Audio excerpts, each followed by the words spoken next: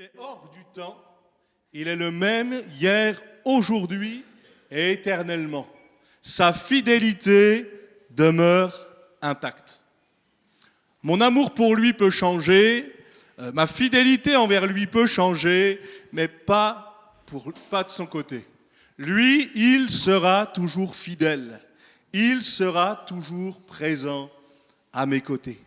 Alors, je ne sais pas quel souhait vous avez fait pour cette nouvelle année. Je ne sais pas ce que vous avez demandé au Seigneur. Et on a le droit, hein. La Bible nous y invite à faire connaître nos demandes, nos souhaits au Seigneur. Mais ce matin, moi, je voudrais aussi que nous puissions nous concentrer sur ce que le Seigneur nous demande. Pas seulement ce que nous lui demandons, et on a le droit de le faire, mais aussi ce que lui nous demande. Avant de commencer pleinement, je vous partage quelques textes. Peut-être ce qui pourrait être un leitmotiv pour cette année encore, et que Dieu nous aide à garder cet objectif, c'est ces quelques mots. Tu aimeras le Seigneur ton Dieu de tout ton cœur, de toute ton âme, de toute ta pensée et de toute ta force. Et puis je rajoute, ça je lis dans la référence de Marc 12, versets 30 et 31, le second commandement le plus grand, c'est quoi ? Tu aimeras ton prochain comme toi-même. Le plus grand commandement, tu aimeras le Seigneur ton Dieu de tout ton cœur, de toute ton âme, de toute ta pensée et de toute ta force. Et forcé de reconnaître qu'on n'y arrive pas toujours, mais forcé de reconnaître aussi que de nous-mêmes, on ne peut pas y arriver. On a vraiment besoin de l'aide de Dieu pour ça. Et puis, tu aimeras ton prochain comme toi-même. Moi, j'ai entendu pendant des années, je trouve l'image, elle est assez belle, c'est un peu l'histoire de la croix.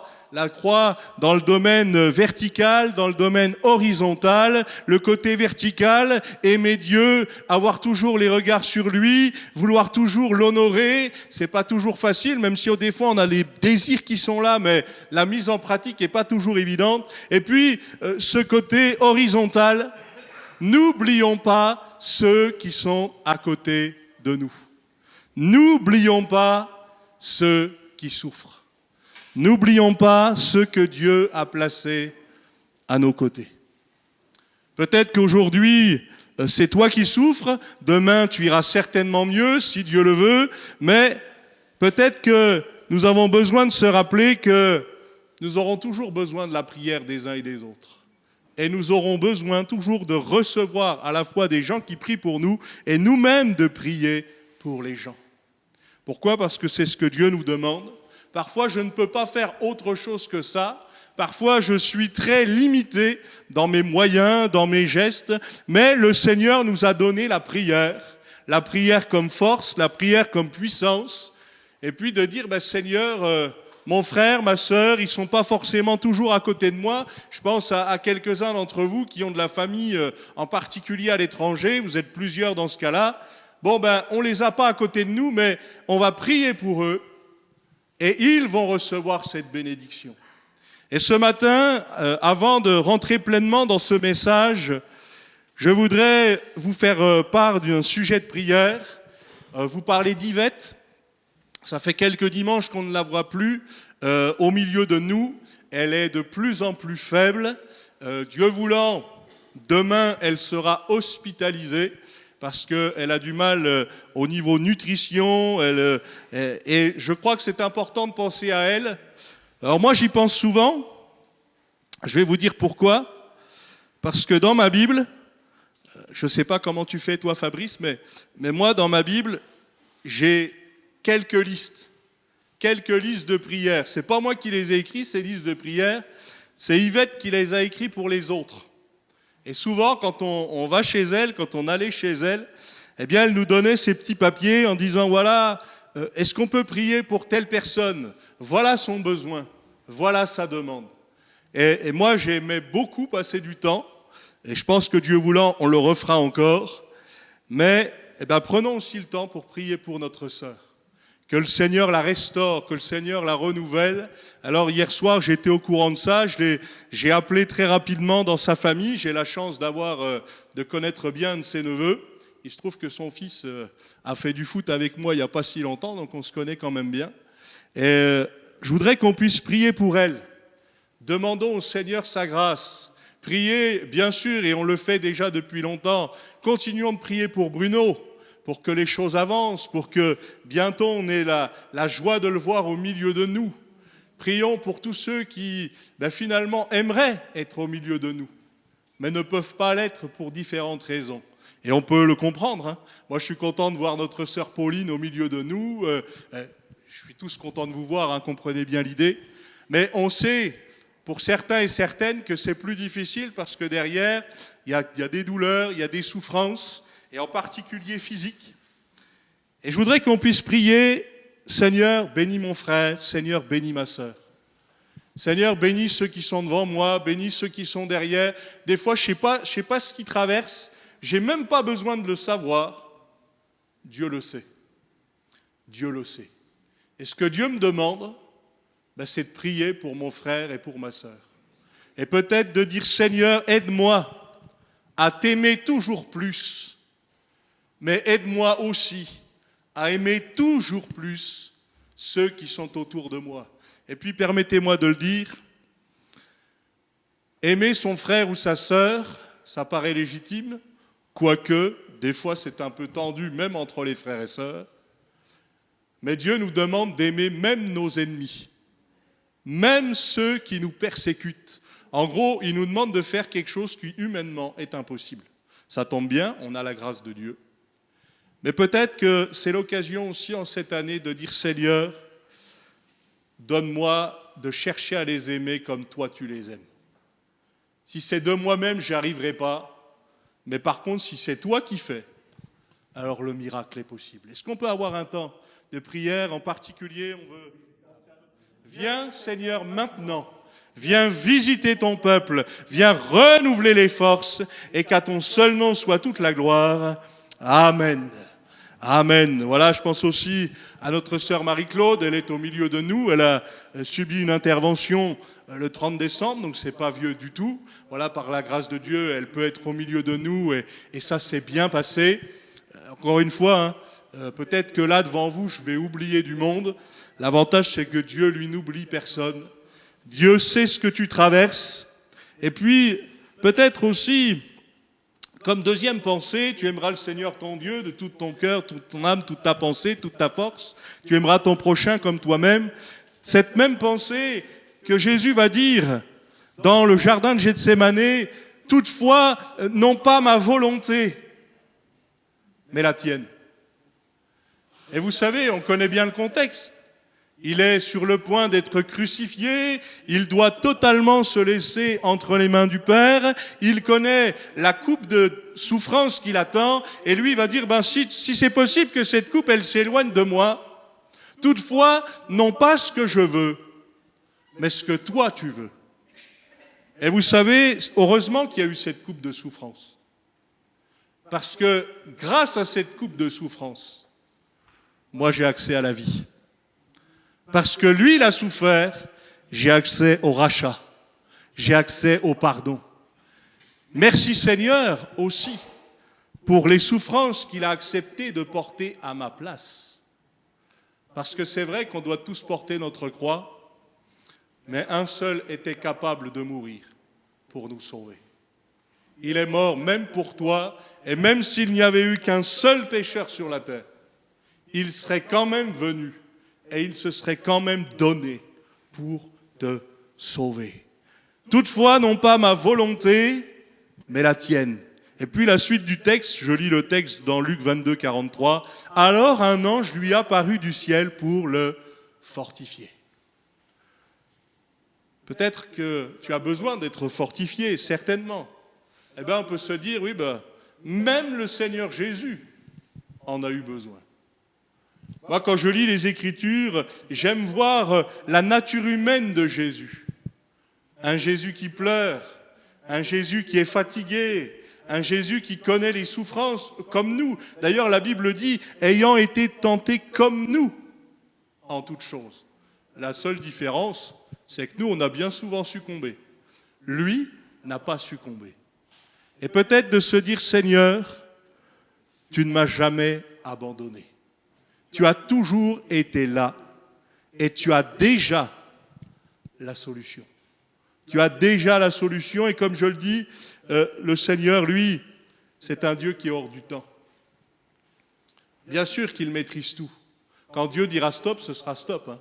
Nous, des fois, on aimerait bien que ce soit un peu magique. Tiens, hop, je vais dire que ça s'arrête. Puis en fait, des fois, ça ne s'arrête pas, des fois même, ça s'aggrave. Mais quand lui, il a décidé. Quand lui, il a décidé que ça commence, mais quand il a décidé que ça s'arrête, ça s'arrête. Parce qu'il est le maître des temps et des circonstances. Et puis j'ai pensé à ce troisième passage, Psaume 37, versets 4 et 5, on peut le lire ensemble si vous voulez bien, puis on partagera quelques autres passages dans la suite.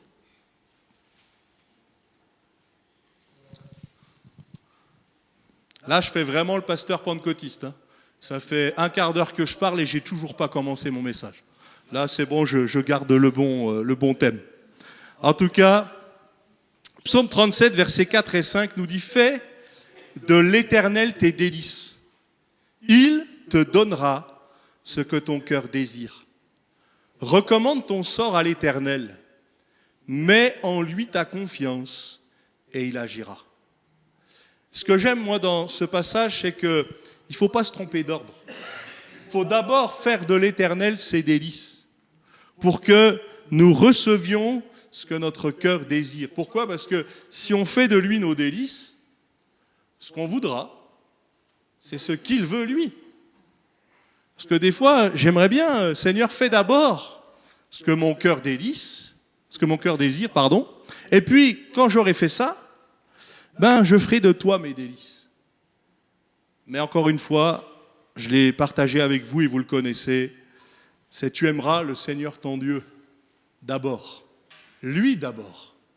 Et puis nous ensuite. Le Seigneur ne t'a pas oublié dans tes besoins. Il connaît nos besoins. Il sait si bien ce qu'il nous faut. Et frères et sœurs, parfois on a expérimenté le fait de dire au Seigneur, voilà mes besoins, voilà ce que j'aimerais que tu fasses. Puis le Seigneur n'a pas totalement fait comme on voulait. Il a fait d'une autre manière. Il nous a même donné parfois des choses qu'on n'attendait pas. Mais la différence entre lui et nous, c'est que lui, il sait nos véritables besoins. Moi, il me semble les connaître. Lui, il les connaît déjà. Pourquoi ? Parce que lui ne vient pas simplement répondre à un besoin temporaire. Il ne vient pas donner une paix passagère. Il vient donner une paix parfaite. Il a tout fait pour un but. Alors oui, j'ai peut-être demandé des choses au Seigneur pour cette année, j'ai peut-être fixé des objectifs au Seigneur, et j'ai le droit de le faire encore une fois, mais lui aussi peut nous en fixer. Prenez avec moi dans Deutéronome chapitre 10. Le livre du Deutéronome chapitre 10, verset 12.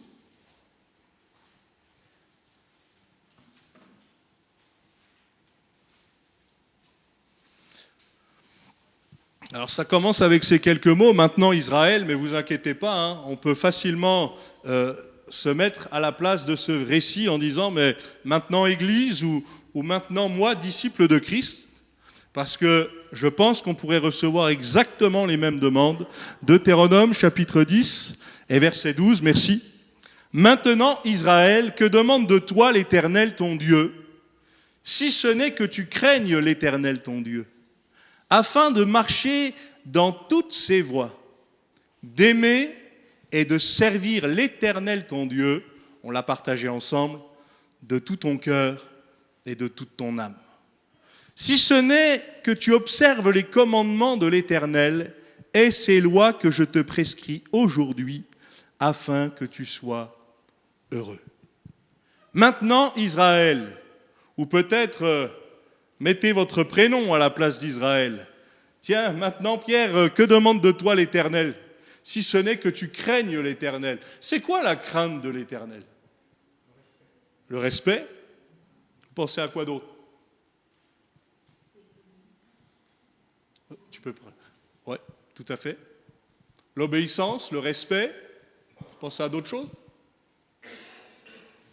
Moi, comme je vous dis, pendant longtemps, quand je lisais ces quelques textes-là, quand j'étais plus jeune, je dis, ouais, la crainte, c'est avoir peur, en fait.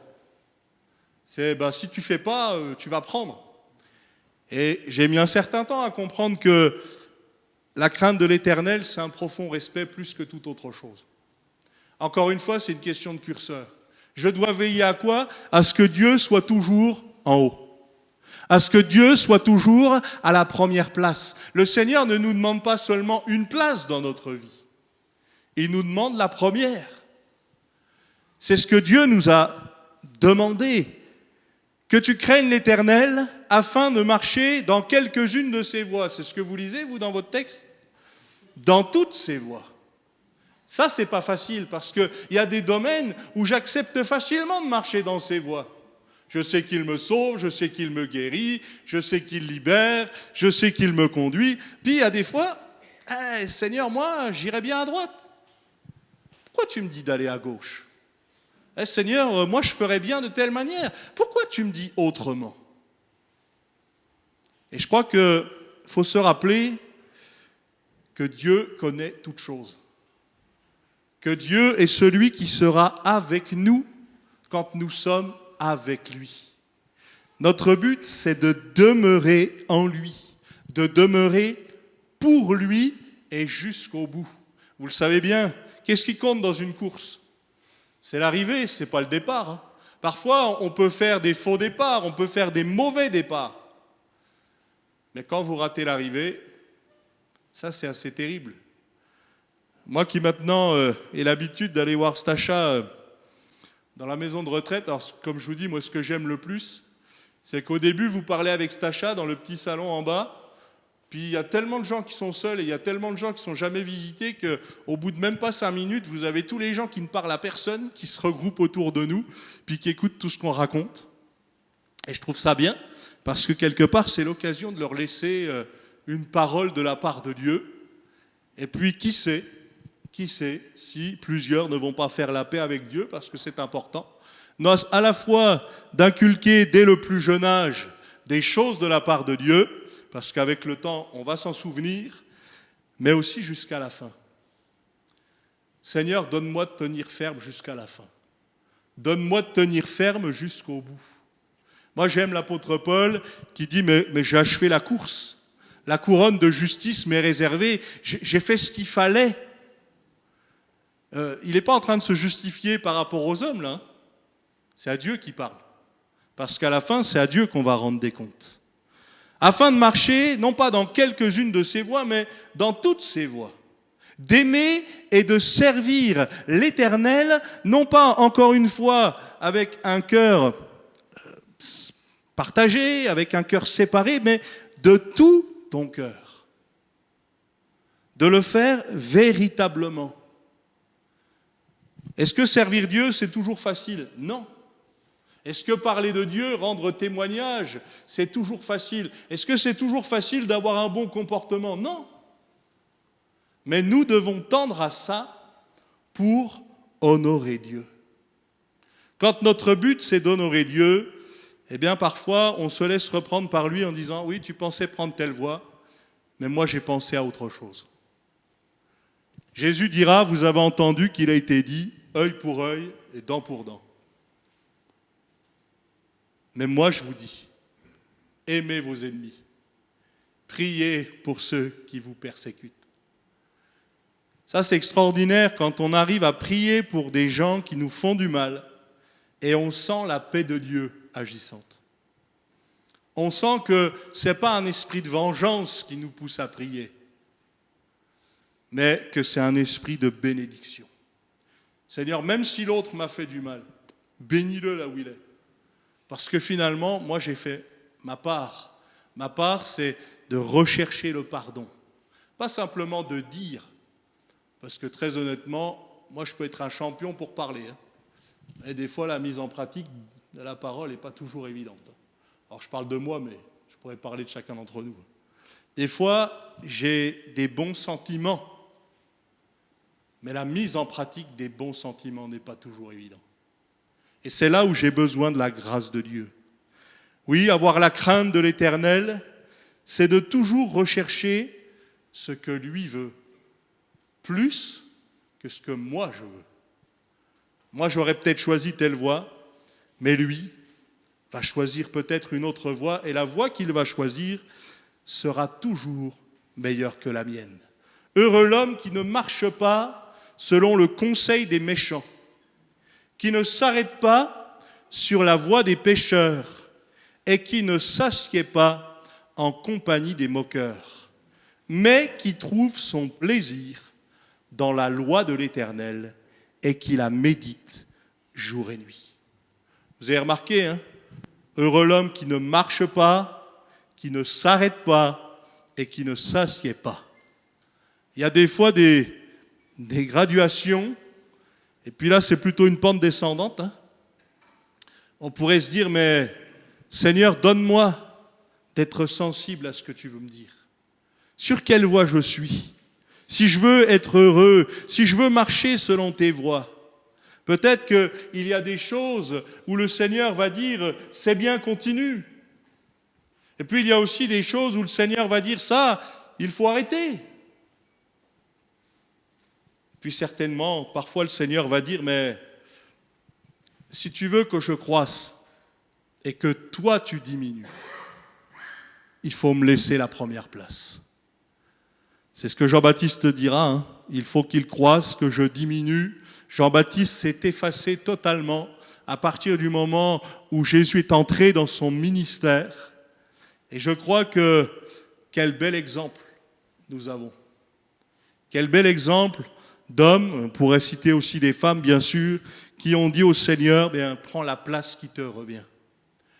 Fais de moi une source de bénédiction. Le but, frères et sœurs, n'est pas que les gens se souviennent spécialement de nous, c'est qu'ils se souviennent de lui.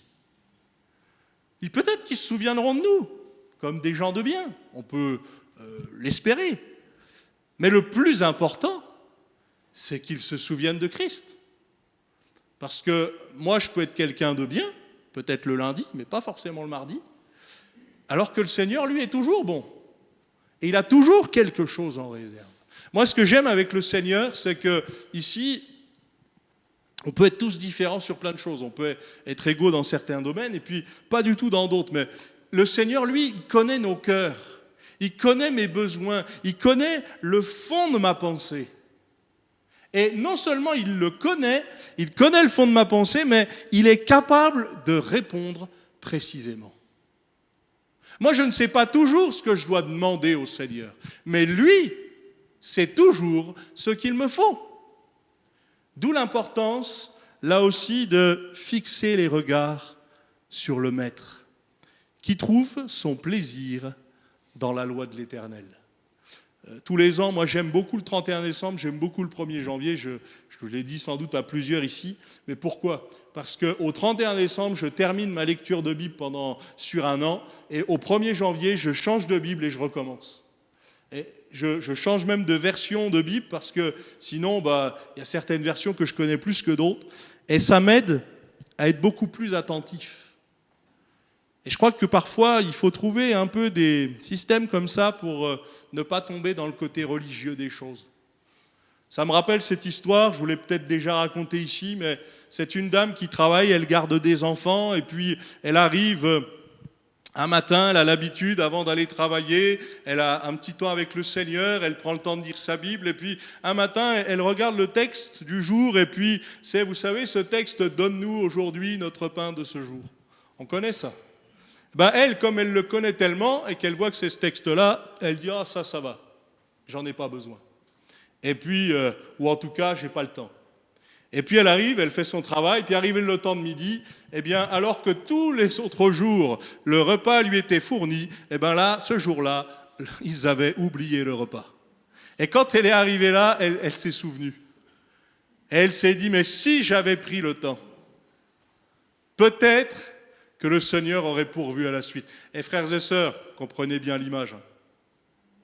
N'oublions pas de prendre du temps pour lui. Lui, il a pris du temps pour nous. Il s'est donné, il s'est totalement effacé, il a été jusqu'à la croix, il a été jusqu'au bout. N'oublions pas de lui donner du temps. Et si je peux me permettre, ne lui donnons pas le temps qu'il nous reste. Il vous reste du temps, vous, à la fin de la journée? Vous ne trouvez pas que c'est trop court, 24 heures, pour faire tout ce qu'on a à faire? Quand je lui donne les restes, des fois, je lui donne rien. Parce qu'il ne reste plus rien à la fin. Alors, je ne dis pas qu'il faut le faire, faut avoir ce temps avec Dieu le matin, le midi, le soir. C'est loin de moi l'idée. Moi, je préfère le matin, mais ça, c'est personnel. Mais ce que je veux dire, c'est que quel type de temps je lui donne? Quel type de temps je lui consacre? J'aime quand le Seigneur m'écoute. J'aime quand le Seigneur m'entend.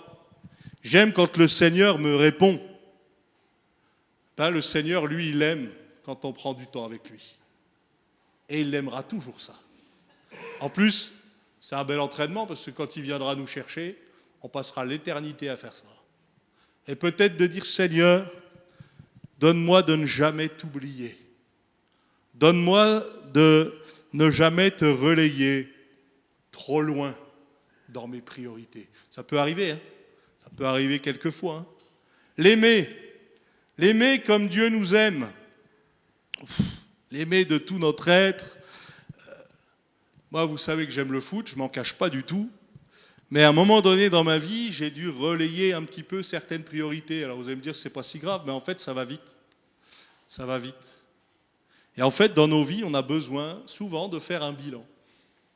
De dire, où est-ce qu'est Dieu dans notre quotidien? Si parfois on le remet en temps de crise. Ah, là, ça ne va plus du tout, il n'y a plus rien qui va. Ah, on va ressortir la Bible. On va ressortir la prière. On va peut-être revenir à l'église. On va peut-être faire ceci ou faire cela, ce qu'on ne faisait plus, parce qu'on avait l'impression qu'on n'en avait plus besoin. Mais c'est peut-être quand on a l'impression qu'on n'en a plus besoin qu'on en a le plus besoin. Je ne sais pas comment vous vivez ça, mais moi, je crois que nous avons besoin de prendre le temps, de lui donner le temps qu'il faut. Alors, il est lui le maître du temps et des circonstances. La Bible dit qu'il ne sommeille ni ne dort, celui qui veille sur Israël. C'est vrai qu'il veille sur nous, c'est vrai que lui, il est hors du temps, mais j'ai besoin de lui donner le temps qu'il faut. Peut-être que j'ai besoin de lui redonner à nouveau. Je vous cite ce texte, ça fait partie des paroles aussi d'un cantique qu'on chante régulièrement. On t'a fait connaître, ô homme, ce qui est bien, ce que l'Éternel demande de toi, c'est que tu pratiques la justice, que tu aimes la miséricorde et que tu marches humblement avec ton Dieu. Pratiquer la justice selon Dieu. Ça ne doit pas toujours être facile d'être un avocat ou d'être un juge, parce qu'on n'a jamais tous les tenants, les aboutissants. Heureusement, merci Seigneur, nous avons Jésus comme notre avocat auprès du Père. Lui, il n'y a pas de problème. Il connaît tout le dossier, il connaît le nôtre, mais il connaît aussi celui de notre accusateur. N'oublions pas que le diable, c'est aussi celui qu'on appelle l'accusateur des frères. D'ailleurs, il l'a fait très vite.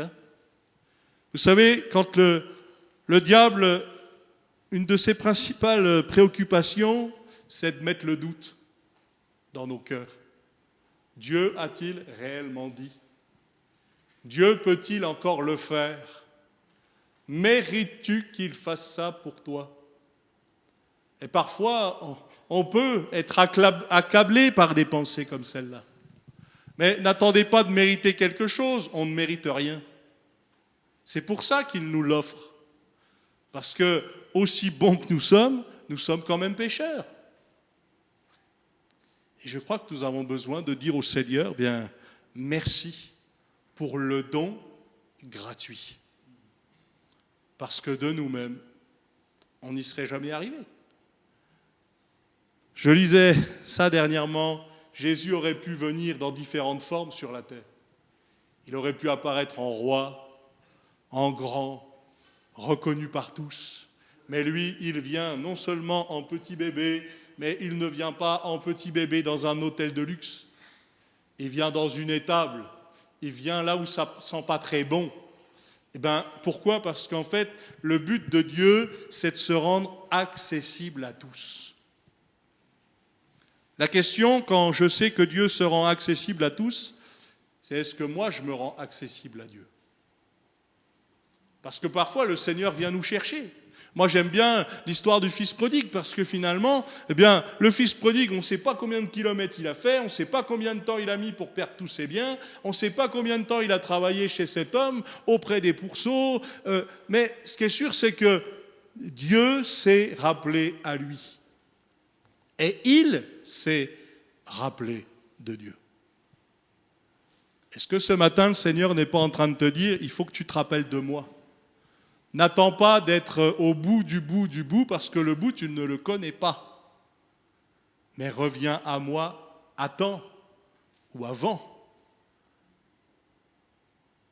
Samson disait, je m'en sortirai comme les autres fois.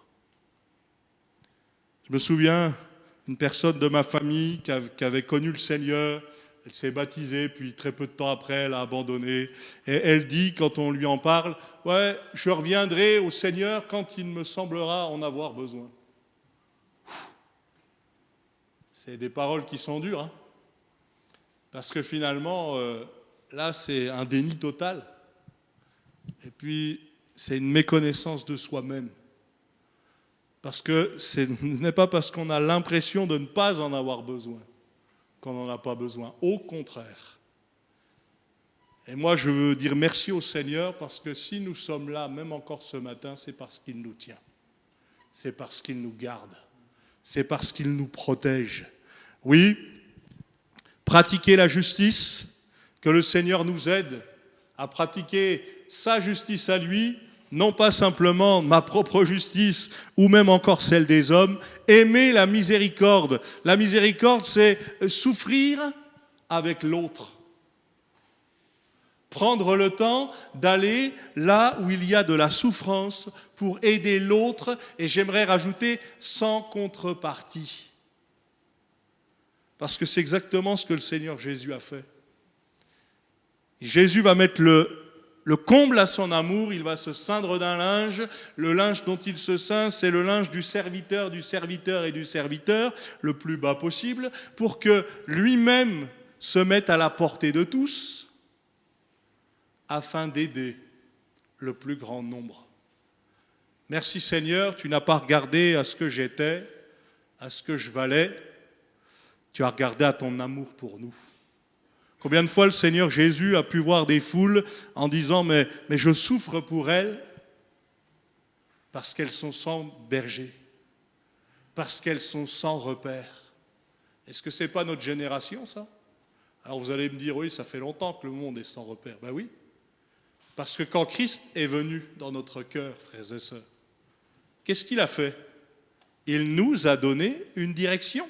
Voici le chemin, marchez-y. Et il va même dire « je suis le chemin, la vérité et la vie. » Il nous a redonné un chemin. Oui, la miséricorde, compassion, souffrir avec l'autre, aider l'autre, ne pas détourner le regard. Vous connaissez bien la parabole du bon samaritain. Tous les samaritains n'étaient pas bons, mais celui-là, quand il a vu la souffrance, il s'est arrêté et il s'est occupé de l'autre. Tu aimeras ton prochain comme toi-même. Il a fait ce qu'il aurait aimé qu'on lui fasse. Et moi, je prie pour que Dieu nous aide à avoir cette démarche-là. Seigneur, donne-moi d'être sensible à ceux qui souffrent. Donne-moi d'être sensible à ceux qui sont dans le besoin. Encore une fois, je me répète, sans contrepartie. Parce que le but n'est pas « je te donne afin que je reçois ». Non, Dieu s'occupera du reste. Dieu sait bien le faire. Marcher humblement avec Dieu. Seigneur, donne-nous de rester humbles. Quels sont les signes dans nos vies qui peuvent nous permettre de rester humbles ? Moi, j'en ai quelques-uns pour moi. Moi, quand je vois la tonne de cicatrices que j'ai bien compris que si Dieu n'était pas intervenu, je ne serais plus là depuis bien longtemps. Et aujourd'hui, je peux mettre tout le maquillage que je veux, les cicatrices seront là quand même. Et des cicatrices dans nos vies, on en a tous, mais ça peut être autre chose, hein. C'est ce qui nous aide, un peu comme Jacob qui a été blessé à l'emboîture de la hanche. N'oublie pas que tu as combattu, mais si tu as remporté le combat, c'est parce que j'étais avec toi. Et peut-être que j'ai besoin de me rappeler ça régulièrement pour dire Seigneur, donne-moi de marcher humblement avec toi. Là encore, donne-moi de toujours te mettre cette première place pour que jamais je ne t'oublie. Je vous laisse encore ce dernier verset de la matinée, 1 Corinthiens 10, verset 31.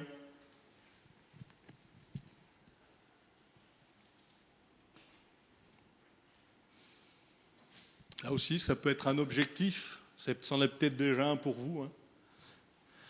Mais j'ai pensé à ce verset pour terminer, 1 Corinthiens 10, verset 31, voilà, c'est inscrit ici, soit que vous mangiez, soit que vous buviez, soit que vous fassiez quelques autres choses, faites tout pour la gloire de Dieu.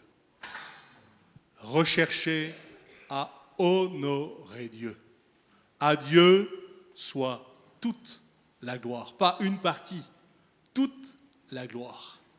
Et pour ça, moi j'ai du boulot, parce que des fois c'est le moi qui prend le dessus, ça peut être ceci ou cela, mais Seigneur, donne-moi de ne jamais oublier que tout doit être fait pour ta gloire, pour l'honneur et la gloire de ton nom.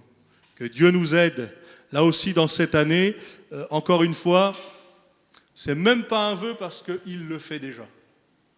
Si nous sommes là ce matin, c'est un effet de sa grâce. C'est, là encore, la question que le Seigneur pourrait nous poser, c'est que fais-tu du présent que je t'accorde ? Est-ce qu'on va délaisser ces choses ? Est-ce qu'on va minimiser ? Est-ce qu'on va gaspiller ? Seigneur, donne-nous d'être dans ta volonté. Donne-nous d'aller chercher ce que tu veux. Et encore une fois, pas ce que nous voulons nous, mais ce que lui veut pour son honneur et pour toute sa gloire. On prie le Seigneur ensemble. Je te remercie, Seigneur, parce que tu es le fidèle et le véritable.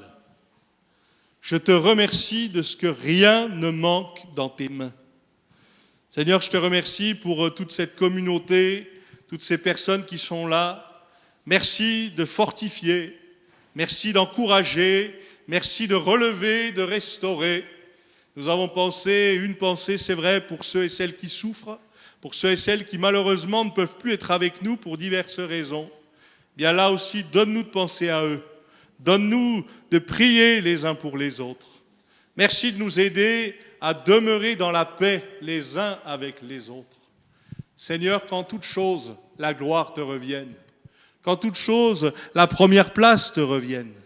Et Seigneur, pardon pour toutes les fois où nous n'avons pas mis en pratique ces choses. Mais merci parce que toi, tu demeures le fidèle et le véritable. Merci de ce que nous pouvons toujours compter sur toi. Tu es capable de prendre soin de chacun d'entre nous dans les moindres détails. Et c'est pour cela aussi que nous voulons te dire que nous t'aimons et qu'à toi seul soit toute la gloire. Amen. Amen. Merci pour votre attention. On va terminer ces temps avec...